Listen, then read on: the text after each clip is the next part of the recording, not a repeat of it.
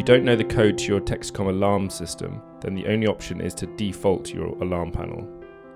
Defaulting the panel is a complex process requiring reprogramming the whole panel, only possible by a trained engineer on site.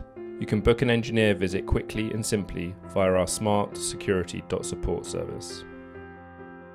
The Smart Security team provide both telephone and on-site engineer support. Simply contact our team explaining your needs and we'll get your system fixed.